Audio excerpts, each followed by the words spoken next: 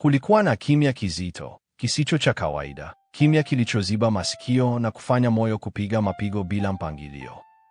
Alifumbua macho taratibu, mwanga mkali ukimlazimisha kufumba macho tena na tena. Alikuwa amelala juu ya barabara pana ya lami iliyochoka, majengo marefu yakizunguka, lakini madirisha yote yalikuwa matupu, meusi, kama vile eneo hilo halikutumika kwa miaka mingi. "Mko wapi watu?" aliuliza kwa sauti kavu, ikamezwa na upepo mkali. Hakukuwa na honi, hakuna ndege, hakuna dalili za maisha. Hatua zake zililia kwenye barabara tupu, sauti pekee iliyovunja kimya cha kutisha. Alijitazama. Nguo zake zilionekana zimepitia mateso, zikiwa na vumbi, madoa na machozi yasiyoelezeka. Miguu yake ilikuwa mizito, kichwa chake alihisi kinauma, na kifua chake kilibeba mzigo wa hofu. Aliingia kwenye jengo moja, akakuta viti vilivyopinduka, makaratasi sakafuni, na saa ukutani iliyosimama saa 9:30. Aligusa saa hiyo, ilikuwa baridi kama muda ulikuwa umesimama. Kwa ghafla, aliona alama za miguu kwenye barabara, lakini hazikuwa zake. Ziliongoza hadi katikati ya barabara kisha zikakatika ghafla. Sauti ilisikika kwa mbali kwa hofu. Mwili wake ulisisimka, miguu ikiganda. Kila seli ya mwili wake ilikuwa ikisema geuka, lakini hakuweza. Giza lilienea, likimfunika. Alipofumbua macho tena, giza lilikuwa limepungua, lakini halijaondoka kabisa. Aliketi chini, mgongo ukiegemea ukuta wa jengo. Angani kulikuwa na rangi ya kijivu kizito. Upepo uliendelea kuzunguka, ukikusanya mabaki ya magazeti, mifuko ya plastiki, na kutengeneza sauti za kusisimua.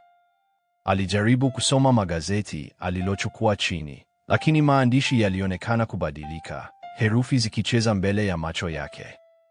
Alijaribu kutembea, kuangalia duka, hospitali na shule, mahali ambapo kwa kawaida kungekuwa na watu wengi, lakini yote yalikuwa matupu. Kengele ya shule ililia ghafla, lakini hakuna mtoto au mwalimu aliyeonekana. Alipoketi kwenye benchi, akiwa ameshika kichwa, aliomba, "Kama kuna mtu yeyote, tafadhali." Kisha alisikia hatua zikipita nyuma ya uzio wa shule. Alikimbia kwa hofu na matumaini. Kivuli cha mtu kilionekana, lakini kilikuwa hakina uso.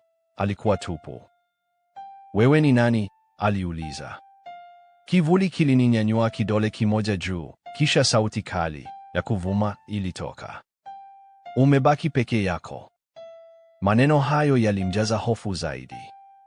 Ardhi ilianza kutikisika, majengo yakaanza kuporomoka, anga likawa jeusi. Vilio vya watu visivyoonekana vilijaa hewani.